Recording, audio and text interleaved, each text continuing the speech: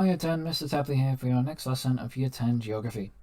This lesson we are looking at developing our understanding and our skills of choropleth maps. So a type of map that we'll use in geography and that we'll use in the Dev and in the CAT. So looking at our mapping skills and mapping practices using bolts, which you might have heard about in Year 8 or even Year 9 Geography, but we're looking at that in a bit more detail this lesson. Success criteria is to successfully interpret and evaluate examples of choropleth maps. So you don't have to create your own map this lesson. We're just starting off slowly, just looking at quite literally what is this map, what does it mean, what can I learn from it. What is a map? A map is a visual representation of an area. So we can use maps and graphs to identify patterns and trends of interconnection or change. We can use maps to understand issues or challenges and propose solutions to improve our human well-being.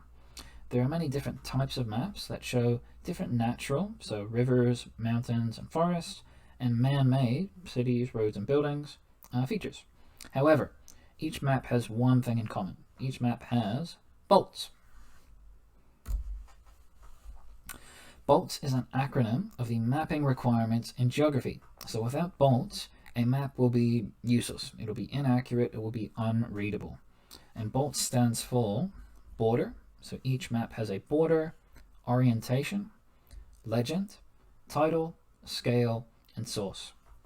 So each map has an edge or a limit to the map. So each map has a border going around the edge of the map, so you know where it starts and ends. Each map has an orientation, which is a fancy way of saying a compass. So which way is north, south, east, west? I don't want to hold the map upside down and get to the wrong place. Each map has a legend, meaning the different colors and symbols used on that map. So if you have a map such as this one here, I need to know what the different shades of orange mean. I need to know that, and that's going to be found in the legend here on the right. Each map has a title, so I need to know where this is, even if it's somewhere recognizable. I need to know specifically where this is, what's the point of this map, and then when was this map created, because it might be out of date. Scale, so I need to have a reference for the size of the area, which allows the reader to calculate distance on the map. That map there is not the in real life actual size of America. So I need to know, okay, 1 centimeter on this map equals 10 kilometers or 100 kilometers or 1,000 kilometers. So you have an idea of how big or small this location is. And then the final S is source. Basically, where and when the information from this map was sourced. So e.g. GeoBC 2020. So I need to know that this map is recent and reliable.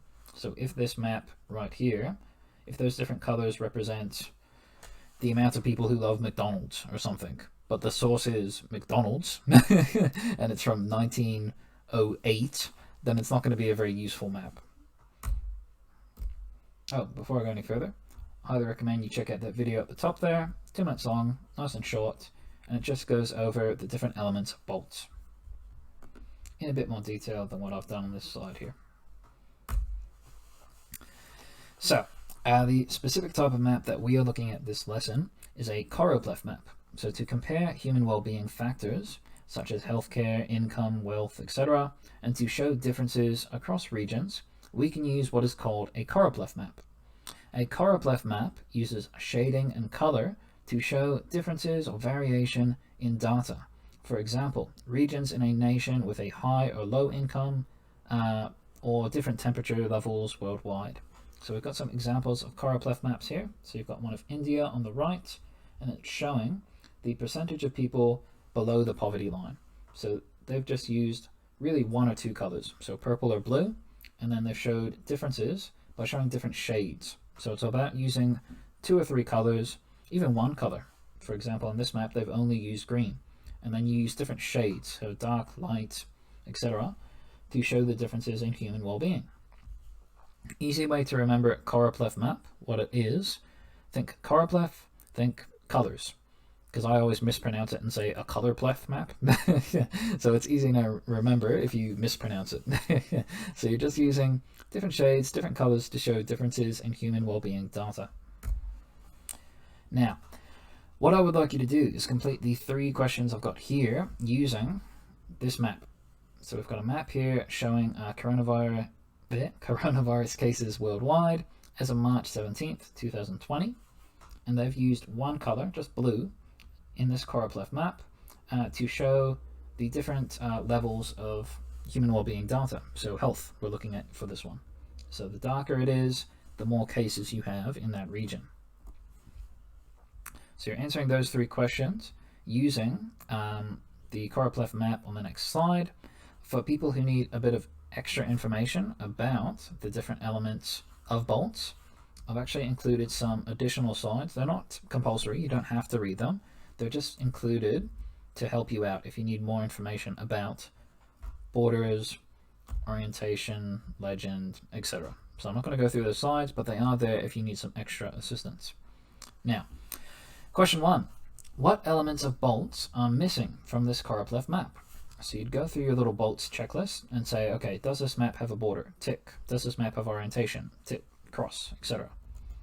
So what elements of bolts are missing from this map? And explain the importance of adding these map features. So why do I need a legend on a map? Why does it matter? Question 2. Interpret the data in the choropleth map on this slide. Where are the highest and lowest number of coronavirus cases located? So you're going to be reading the legend, looking for the highest and lowest number of coronavirus cases in the world. There might be some places that have similar levels, that's fine. You can just pick 1 or 2 and say these places have some of the lowest, some of the highest levels of coronavirus cases. Question 3. When creating a choropleth map, it is important to use just a few number of colors. We don't want any rainbow maps. So even on this slide here where I gave you a few examples, you can see one color, they've got blue or purple over here, they've gone for like a traffic light thing over here, red, green, yellow. You only want 1, 2, 3 colors at the most for your choropleth map. There's a reason for that. Why? So consider the difficulty in reading a rainbow map. So if I was showing you this map on the left here, and each of those states of America were a different color, how long would it take you to determine the information, to interpret, to evaluate the information in the map, compared to this one here, where it's nice and simple, nice and easy. Okay, I know where high and low is. So think about that. Why are there no rainbow colored maps in choropleth land? So 3 questions, guys, using this slide here, and these slides if you need them. Chucking that into your digital notebook. Important we understand this choropleth stuff, because we are using it for the dev and for the CAP. So very, very important we get this under control. So if you have questions or concerns, let me know. Otherwise, best of luck with this, guys. Hope you're well, and cheers.